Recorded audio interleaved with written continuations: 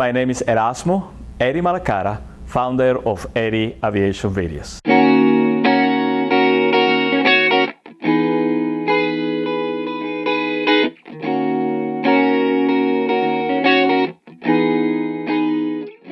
The first solo, what amazing experience. On this video, we're going to have the opportunity to capture that big event from one of my students. I hope you will enjoy it. Okay, my friends, today we're going to try to attempt Dylan Scoggins, one of my students, his first solo flight. And it's always challenging. It's always a lot of stress, a lot of nervous. But right now the conditions are perfect. We have good sky, good ceilings, good visibility, no wind at all. So this is perfect for his first solo. We've been preparing this for a long, long time. So we are attempting to do it today. So Dylan, tell everyone how you feel on this attempting the first solo that we're trying to do today. A little nervous but confident. I mean, we got great weather, so I'm excited. I can't wait. But you can ask for better weather. So. Awesome. All right, senor. Let's see what happened. All right.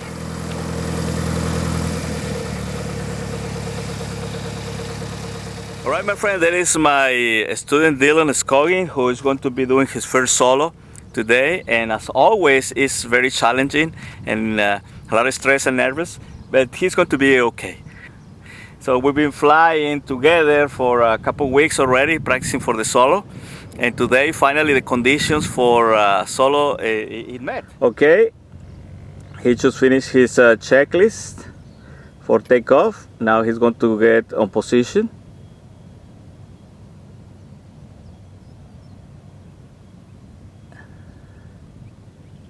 There you go. And of course, it's always a lot of nervous and stress. It's very, very stressful. So here he go. Apply full power. And there is Dylan Scoggins' first solo.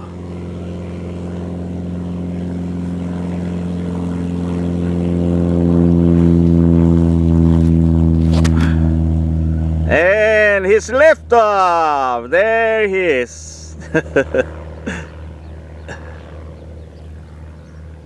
Awesome. And also, it's very common to feel a lot of apprehension always.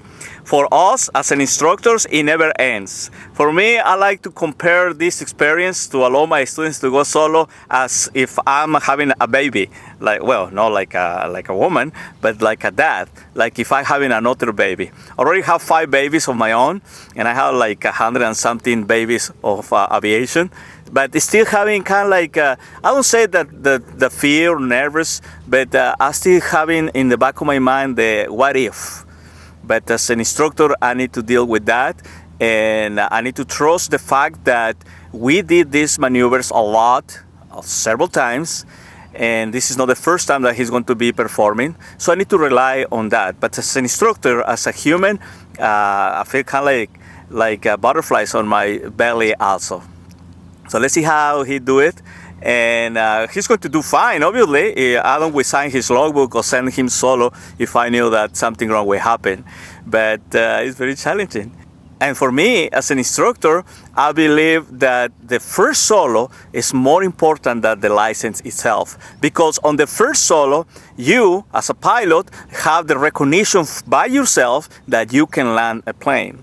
The license is only a recognition that the American government, the USA government, give you, saying, yeah, you can fly a plane. But the first solo, when you do it on your own, the first time, that's the real enchilada, mis amigos. So let's see how Dylan is going to perform today. All right, Dylan is entering right now left base on the Edinburgh Airport, runway 14. And I know it causes a lot of stress to be doing your first solo, but at some point you need to do it. FAA regulation says that you need to build time for you on your own solo, and also it's going to help you for your confidence. All right, my friends, this is my student Dylan Scoggins' first approach to land. It looks very steady and looks good on the altitude. it seems slightly fast, but that's okay at this point. Now he's going to approach. There you go. And go over the runway. And there is the first landing of Dylan Scoggin. Awesome! This is fantastic. And that's it. That's how it happens. He needs to do 3 more to a full stop. So he's going to stop and come back for another 2 more. But it's very, very exciting times. It's very, very exciting opportunities that it should enrich our lives as a pilots. I never forget my first solo flight there on Jonesboro, Arkansas, 19 years ago. And has been on 14 check rides in my whole professional life, and most of them I forgot already, but I never forget my first solo flight in Jonesboro, Arkansas. It's a very, very amazing experience. So he's going to do another 2 more full stop landings, and then we're going to interview him to see how he feels. And there is my student Dylan Scoggins. Well, my friend, that's it. That's how you do your solo, your first solo in your career as a private pilot. And now my student is coming back, so let's interview him to see how he feels. And now he's taxiing back. There he is. And it's always very challenging. Very challenging. I always said that the pilot grows 2 inches after his first solo. There you go. And that's, I truly believe that the pilot grows 2 inches after his first solo.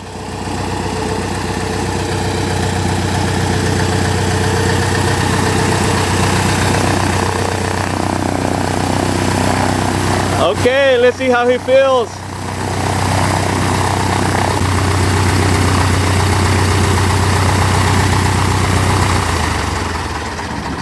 All right.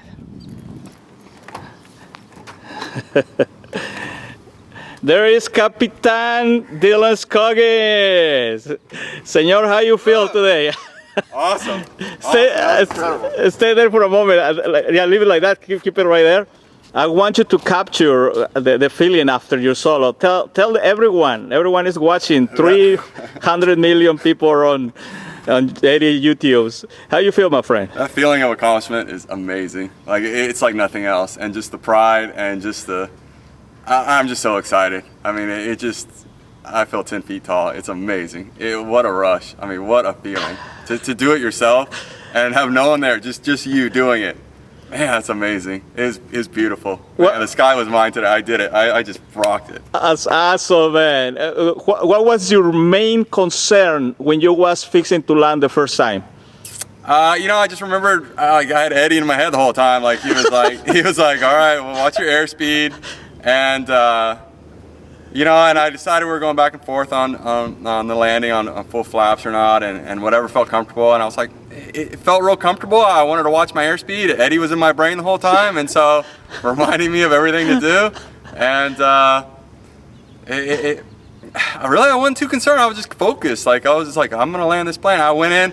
The first one I had a little too much airspeed, and then the second one was really nice, but a nice landing. But whenever I got on the ground, I was a little wishy-washy. I thought it was a real good landing on the second one, just a little wishy-washy. And the third one was just, I don't even remember, like, honestly, whenever I got done with the third one, I was like, how many have I done? Like, I don't even know. I was like, man, maybe I should do another one just to make sure. It was incredible. I didn't want to leave. It was awesome. I mean, you can't get me out of there now. Like, it was just awesome. I know, Dylan, I was explaining them about, for me as an instructor, the fact to do your first solo is more important than to do your private pilot license or to have your private pilot license. And you are a proof of this today, that anyone can do it with the correct practice and training. And that's what we're doing here. We're not on the business of give pilot license to people. We are on the business of enrich people's lives. Like you can see on his face right now, he's still very excited, and that's what we sell. That's our business, enriching people's lives.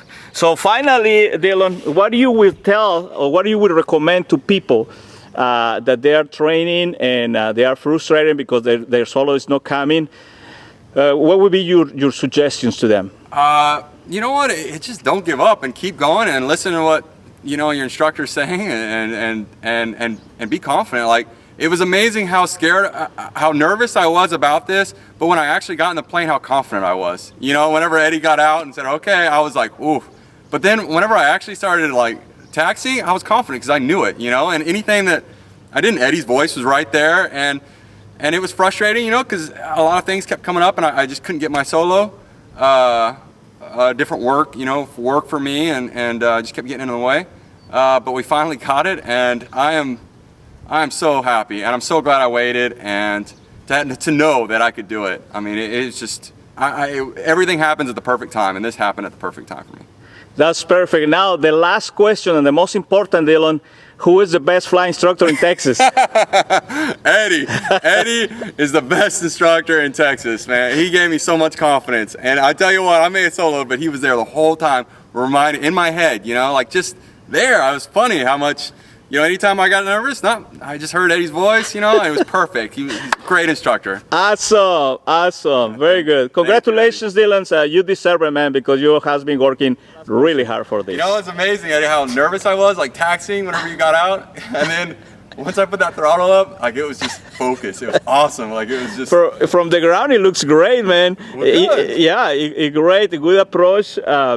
Slightly fast, as you said, but hey, you handled it well on the flare and a way for to slow down, and that was perfect. That just it just made my day. Oh man, I'm so happy. And Dylan, tell me, a lot of people they think that we need to do everything perfectly the first time. Everything needs to be like we are pilots with that 1,000 hours. So what do you think about that? I don't think so. I was so focused, and I think the key is like noticing what you're doing wrong, and then you're gonna get better.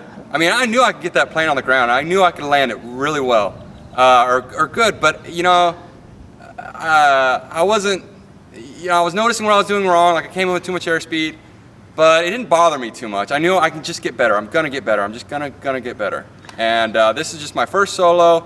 Maybe it was a little rough landing, but hey, you know what? That's it, man. I'm just gonna get better. After this, you are going to correct this on your own, and that's right, my friends. You don't need to be a super pilot to do your first solo. You should need to be a safe pilot, and that's what we try to do here. Nothing is going to be perfect, maybe, but as long as you keep the plane under control and safe on the ground, that's it. That's our achievement. And that's exactly what Eddie kept telling me. Is keep it under control. As long as you got the plane under control, you're fine. And that's what I remembered. And every time, I did 3 landings, and every landing, I was focused on it. I wanted to do the best I could. But after the landing, I thought, okay, what did I do wrong? What can I do better? And then, hey, it's time to go again. Awesome. There it is, my friends. That's how we perform solo flights around the airport of Edinburgh, Texas. And with any doubt, it's a very challenging event in the life of any pilot around the world. The first flight solo, without the assistance of the instructor and without any passengers.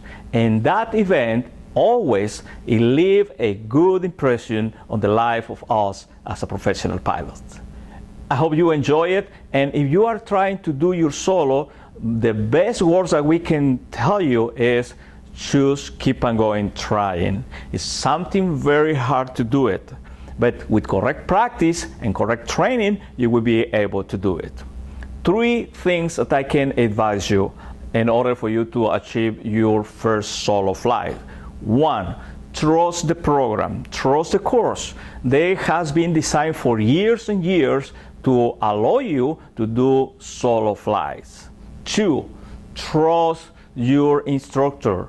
If your instructor sends you to fly solo, it's because him or her is comfortable and have confidence in you that you can perform your solo flight. And number 3, trust yourself, because flying the plane is something that you already performed with your instructor several times. So you follow those 3 things, you will be able to fly solo. I hope you enjoyed this video, and meanwhile, please keep the sky safe and fun, and I'll see you next time.